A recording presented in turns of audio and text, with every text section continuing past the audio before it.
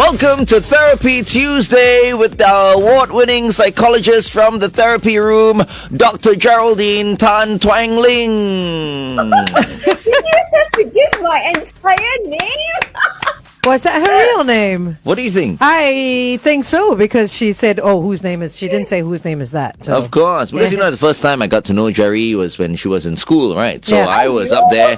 I was like, okay, come on up. Geraldine Tan Twang Ling. You're as bad as my music teacher. Oh my gosh. The dialect name is Twang.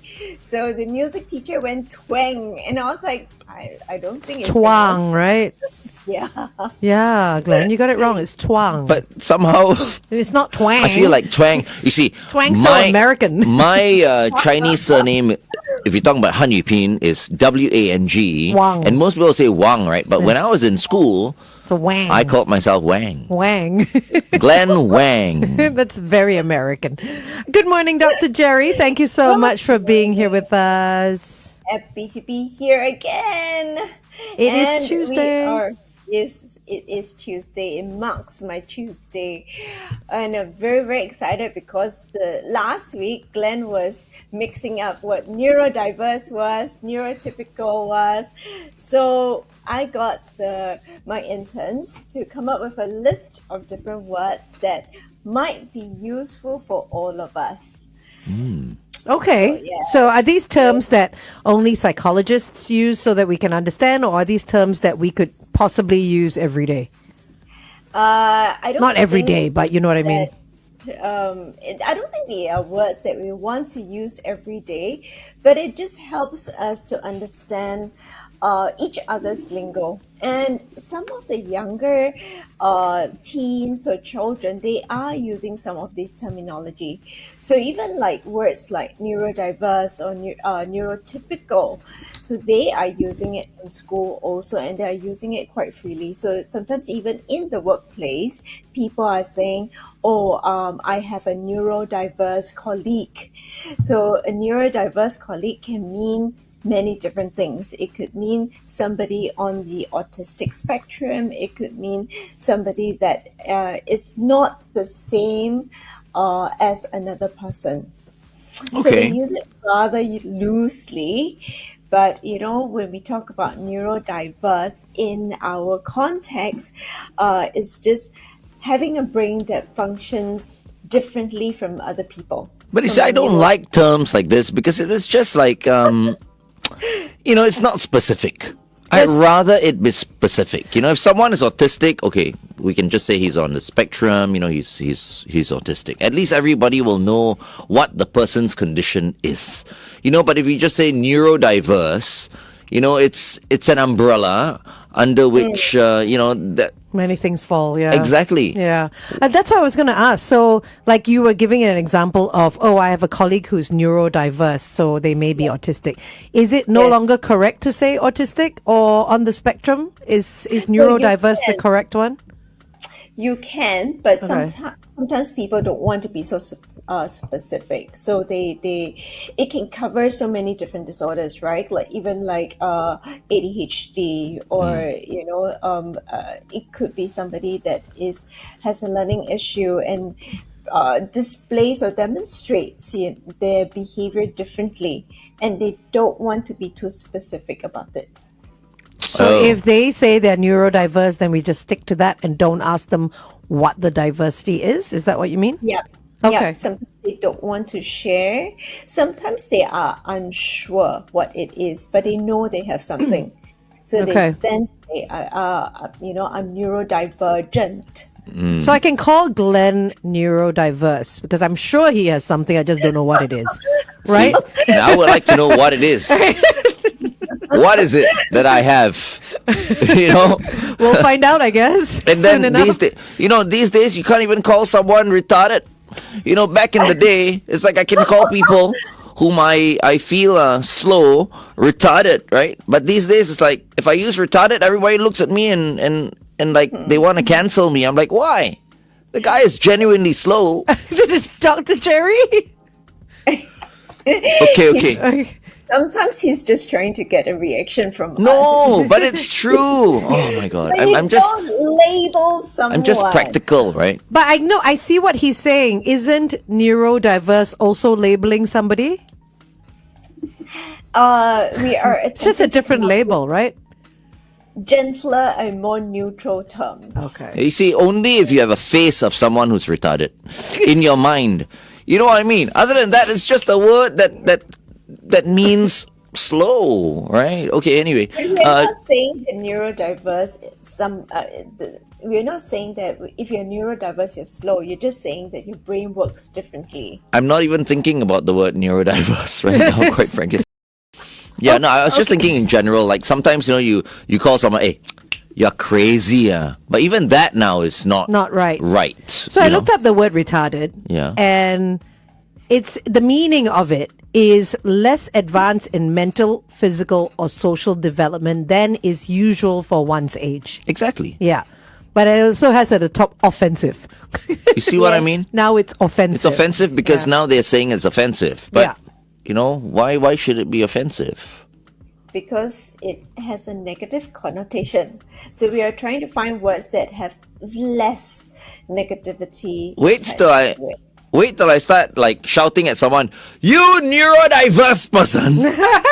And then it will become, offensive as well. But you know what? Under this this description, it also says very foolish or stupid. So that is the negative connotation that is attached to the original meaning.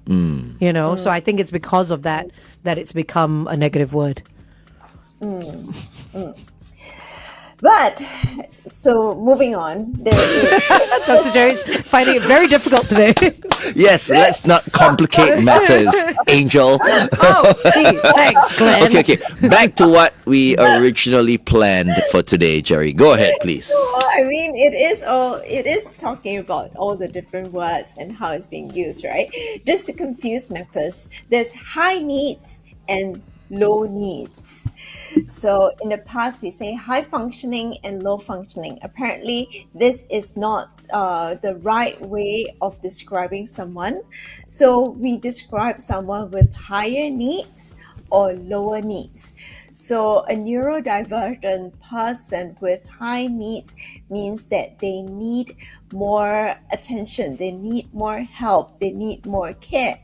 Somebody that is neurodivergent with low needs means they don't need as much support. So someone with autism on the lower spectrum or the higher end of the spectrum, is that the equivalent? So on the so higher functioning, so this is confusing, right? So in the past, when we say someone is high functioning, now we say that they have low needs. That means they don't need as much support. It's the same meaning. Yes, but Okay. in the past, when we say somebody is low functioning, they are now said High to needs. have high needs. They need more support. So that's where it gets a bit confusing when the words are reversed. So wait, high functioning means there's something wrong. No, high functioning means they can function well. Right? Okay, that function means well, that no, with whatever. So you're autistic, but you are a high functioning autistic individual means you can function in many ways. Oh. So that means your needs are low. But if you're low functioning, Low means you're very low on the functioning scale, which means your needs are high. So you can't use terms like, oh, he's a high functioning individual. That's how he got to the position of CEO. It's possible, Is it? right? So we don't use high functioning anymore. Oh, So he has Thank low, goodness. Low needs. Yeah, Now you so use he low has needs. Low less needs, okay. support. Yeah, he needs lesser support. Less support. Okay. Got it? Low needs, okay. Yeah. So No if so- more high functioning. Yeah. Low needs. Low needs is someone who... Better functions. You know what I mean? But are we talking about a certain condition here or just Autism, general? is it? Just autism, is it? It can refer to any- any sort of clinical disorder. Low needs. Yeah. Any But you- neurodivergent individual. Oh, you know what? This is very confusing.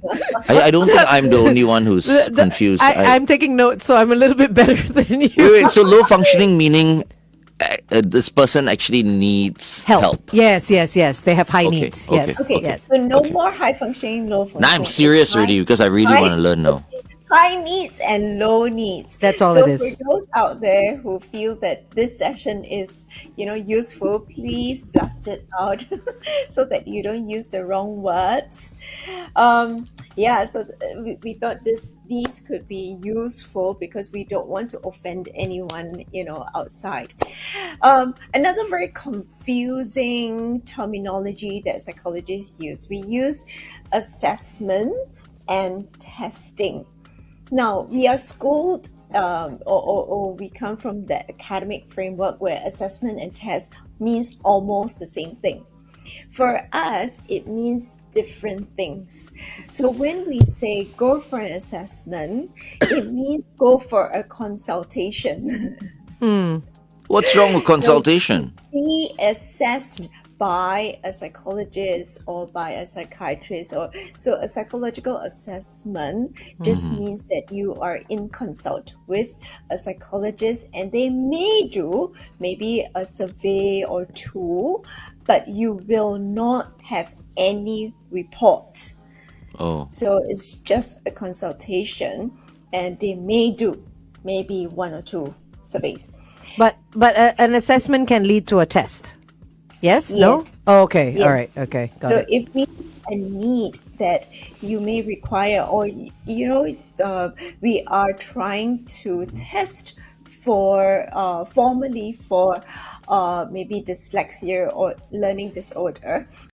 It is confusing, therefore we are talking about it in all honesty, right? In all fairness. Yeah, so we were talking about assessment and testing. So assessment usually is a consultation and it can lead to a testing if we see the necessity.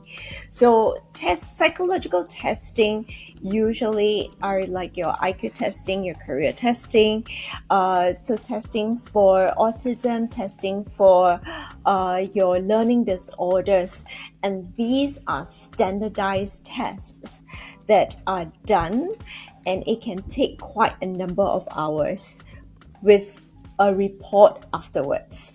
So not all assessments lead to tests. An assessment would be made just to see if you need to be tested for a certain disorder, right? So a psych assessment can be that we are assessing you maybe for schizophrenia. It could be for eating disorder. So we are assessing the situation. Okay. So that is that consultation that we are looking at. Okay. All right. But I think more importantly, now that we are back on the radio and we were talking about a few other things just now on the Big Show TV, it is Yes. the terms. In case you missed what we're talking about earlier on, I am for being very specific. Yeah. Like if I'm out there and I see someone, who obviously is neurodiverse, Very good. I would want to know what condition the person is. You see, I can't even say the person is suffering from. No. Or the person has. Diagnosed with. Okay? Yeah. You know what I mean? If the person is autistic, the person is autistic. Yeah. If the person is bipolar, the person is bipolar. But not everybody If the wants person to is- reveal it. So you'll still Yeah, have but to people call. will be asking questions, right? Asking who questions? Yeah, and then they'll be jumping to their own conclusions. Isn't that worse? Dr. Jerry? They can, but it's really up to the person whether they want to share it or not, right? It's the right of the person. So all of us are entitled to that. But they are letting you know that they may behave differently or they have different needs. So they are giving you a heads up. They just did not tell you what their diagnosis is or what specifically their diagnosis is. Yeah, because not everyone wants to repeat the story with everybody that they meet. You know what I mean? They just say diverse and they stop there. Right. You know? But they don't have... Okay. They would have to. I mean, if everybody's like you and needs Like, to hi, know what they I'm have. Glenn, and I have ADHD. Yeah. They may say certain things that give you a clue. For example, another word would be I have sensory overload. So now it's being used everywhere. All the young, I don't know, the younger generation would go, I've got sensory overload. I'm is that? overstimulated. It's true though. I feel that as well sometimes. That's also under neurodivergence. No, it's not. Yeah. It is? No. See? It's a disorder? So they tend to have more situations where they are overstimulated. So we use that actually to describe the overstimulation of their senses. So yeah, the brain is overwhelmed by all the experiences, light, sound, smells.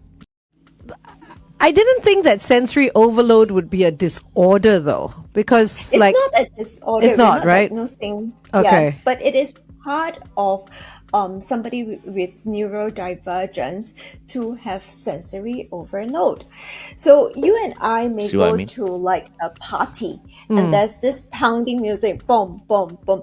And we go like, oh, it's so loud, and we might complain about it, but we are still able to tolerate it. But somebody who has a sensory overload can have a complete meltdown. And they may react very differently. So it's more than just us complaining or having a headache from it.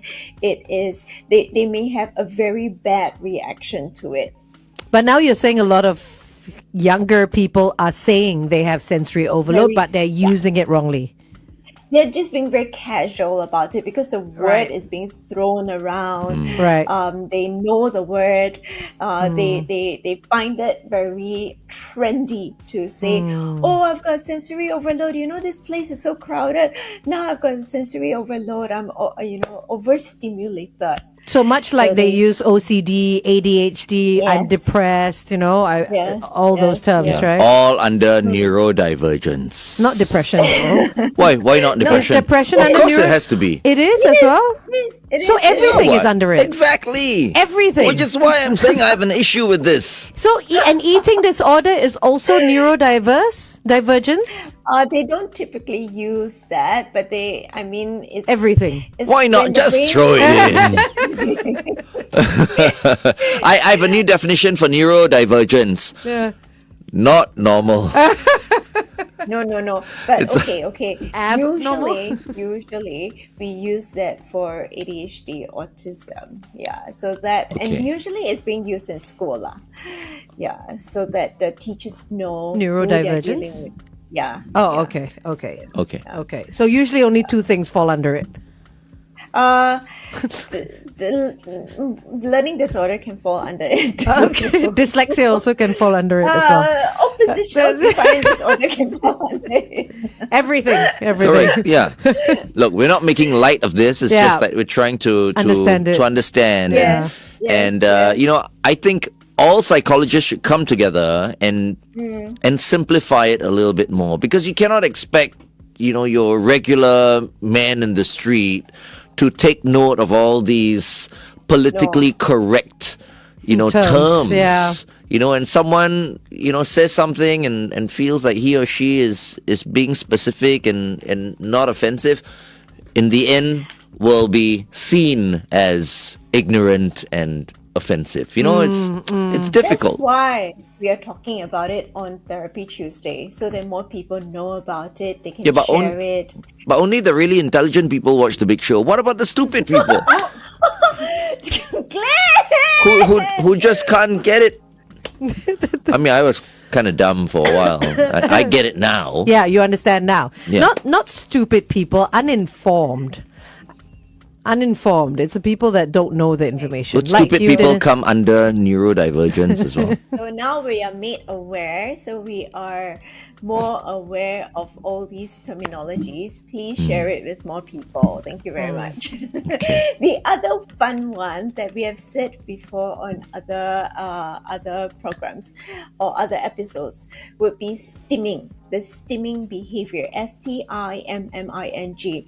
So this is actually referring to repetitive behavior, so rocking behavior, head banging behavior, but now more and more people are using it very loosely, where if they're anxious and they're doing the action over and over again, they say, I have stimming behavior, or this person is stimming. Stimming as in stimming, right? Ing.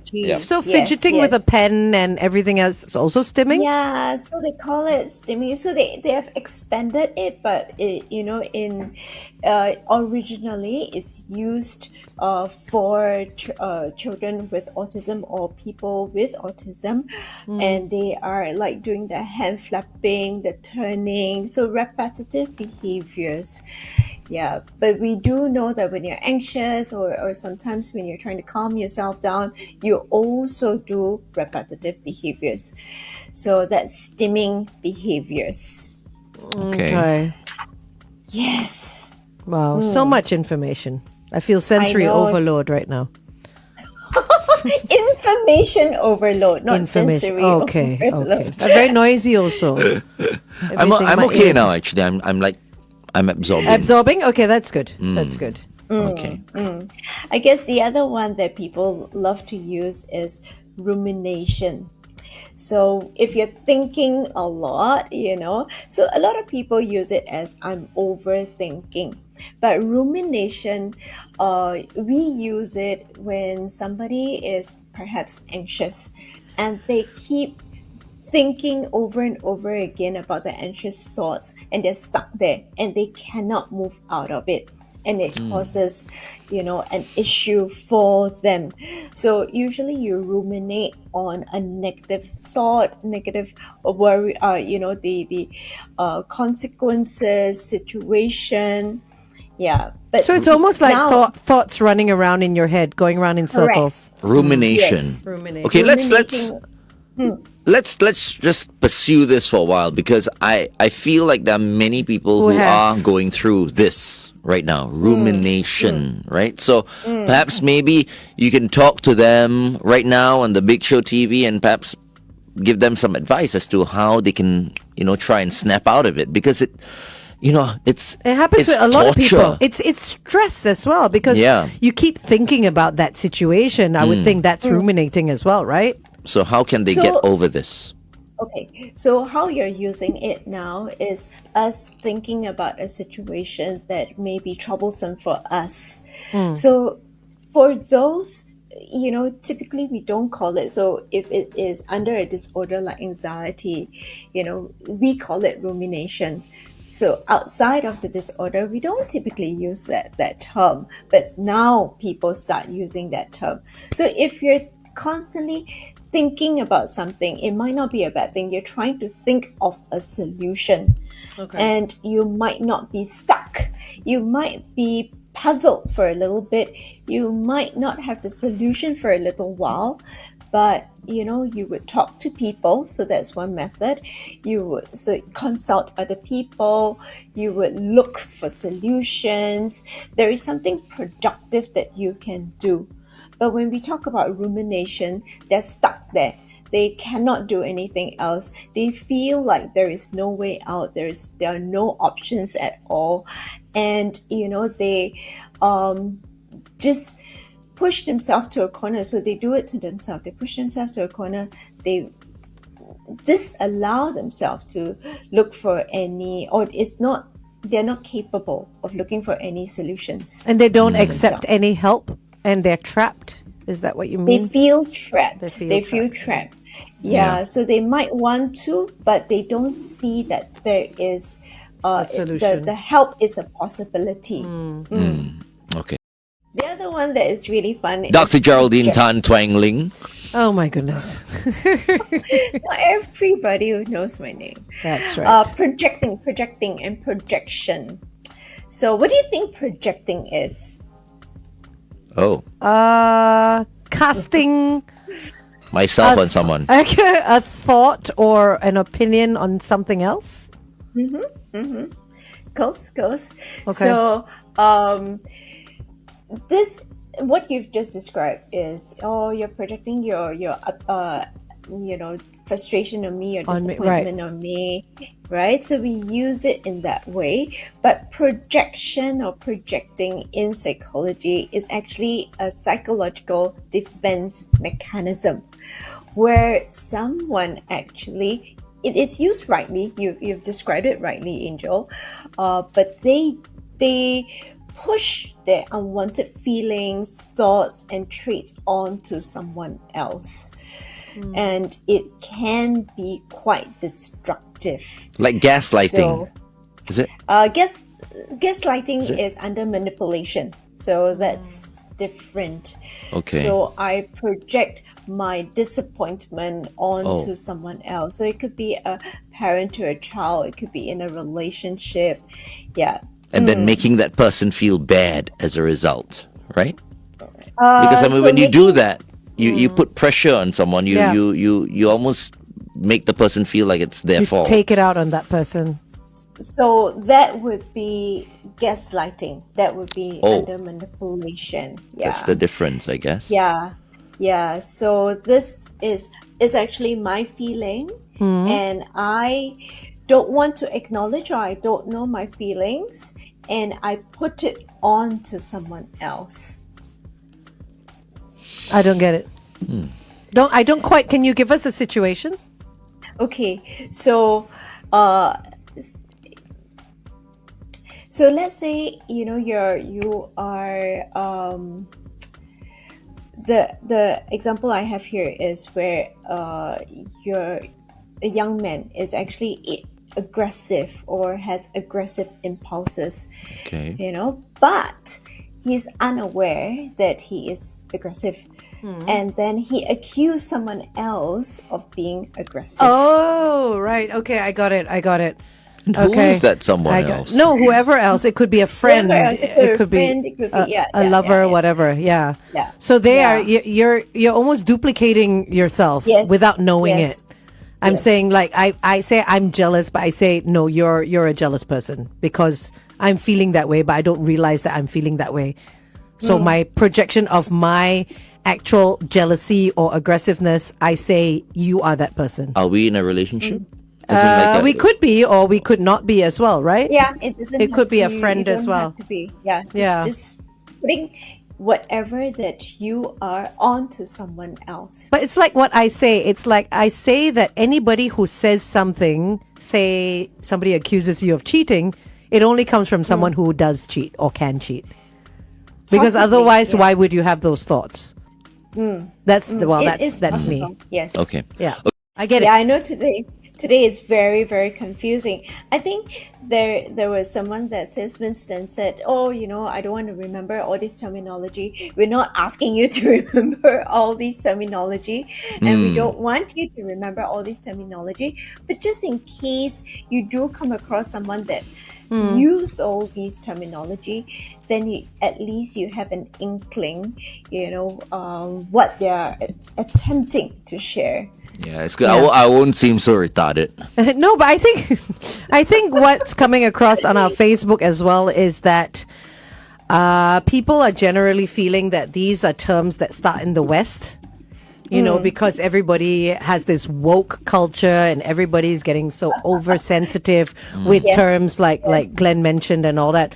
And It then- does like Glenn mentioned. Yeah. She refused to mention what No, I don't want to say- repeat what I said. and that it's rubbing off here in Singapore and in the Asian culture, Yeah. Yeah. So just because we use those terminology very loosely, as well as, sometimes it's not quite right the way we use it. So, yeah. Yeah.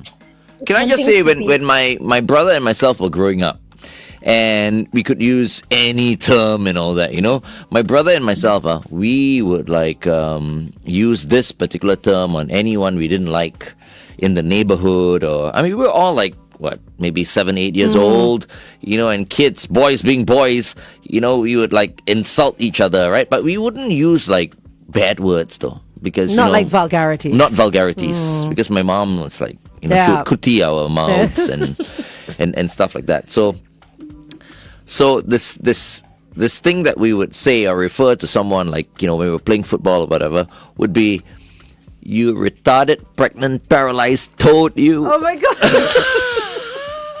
Oh no! Oh my goodness. And then we would laugh and But I know, I agree with Glenn. I mean, terms like retard, idiot, Yeah. you're stupid, and things like that. I Right. think these were terms that we grew up with. yeah. And these were terms that were not regarded as wrong. Precisely, to and we would use. laugh about it because it Yeah. was much better than, let's say, using the F word or Yeah, for sure. or a few Hokkien bad words Yep. that I learned from my father. So that was like harmless to us. That was Yeah. more like, hey, I just want to insult you. Yeah. So different from these now, days. yeah. Yeah. Well, I guess I see your point of view. And that's why we also want to work on some of the terminology, because people are using clinical terms on other people. So, for example, the word or the clinical disorder narcissism. So they call everybody narcissistic. Yeah. Just because someone is self-centered doesn't mean that the person has a disorder. But the term has been used so loosely by everybody that they diagnose everyone with NPD, narcissistic personality disorder. But Can you it's not diagnose true. anybody? Because there are people who call me narcissist. I want to know whether I'm a narcissist or not. Can you do a check? But you can only be a narcissist if you've been diagnosed with it, right? That's what she's saying. Yes. Yeah. So can you Yes. diagnose me? Can you just No. try and check and see whether I'm really a narcissist or not? I want to know. He's always trying to get onto the couch. No. Onto your couch in particular. Correct. No, but narcissism or NPD, narcissistic personality disorder, is a disorder. So it cannot be used to describe somebody loosely. Yeah, but I think like I get the depression, because depression is very serious. I mean that it can come to a very serious situation. I get things like autism and a few other things, but things like narcissism, and I mean it to me it doesn't feel as serious. Correct me if I'm wrong. I'm sure there is a very, very serious side to it. But if I were to call someone like Glenn narcissistic, I'm not looking to insult him or misdiagnose him. I'm just saying he's very egoistic. So you can use the word egoistic. This is true as well. Doesn't sound as fun though. I'm like, hello, I am the ego man. Yeah, exactly. But I mean, let's say you don't name yourself that, but I Okay. still think you're egoistic or narcissistic. I'll say he's very narcissistic. But it's wrong. You can say that. It's not wrong. You're Okay. absolutely right. But because it's been pathologized in our society today, calling someone narcissistic often implies that the person has a disorder.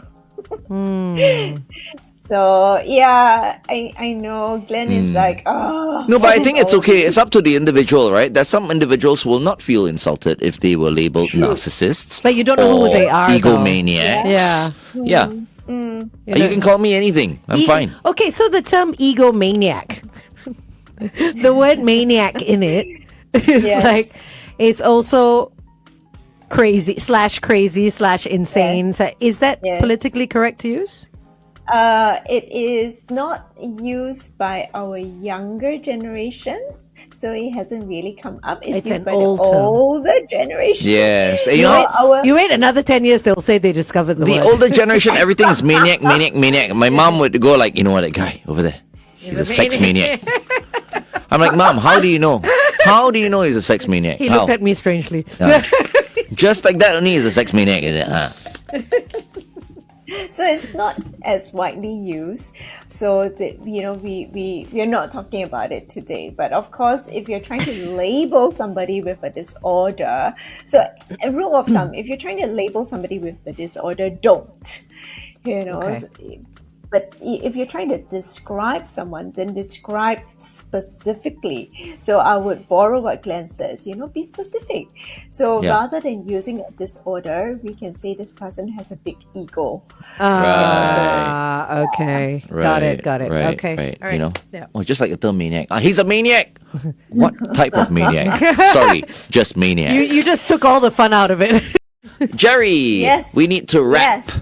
up Oh, your we segment have right to now. wrap. Okay, so we have quite a number of terminology today. I know we've gone through quite a bit, but if anyone is confused, you can always play back. It would be or you can ask, for the terminology to be explained, and we will attempt to explain it on the Big Show TV. But let me go with the quote. I see. I would go with one of the theoretical frameworks, Gestalt theory, and Fritz Perls, the psychiatrist who came up with Gestalt theory, says, "Be who you are and say what you feel, because those who mind don't matter, and those who matter don't mind." Love that one. Love that one. really love that one. Really, really nice. I just wanted This to is one quote I understand Yeah. from you. Jerry. We were talking about the weather earlier, and I just wanted to say in Bishan there is a rainbow. So if you are in the Bishan area, Aloysius Tan has messaged in saying, "Look out for that rainbow." Aw. Thank you. Haven't seen a rainbow in a while, In a actually. while. Thank you very much, Dr. Geraldine Tan. Twang Ling. Twang. Yes. We will Yes. we will see you again soon. I'll see you next Tuesday. Bye-bye. Take care.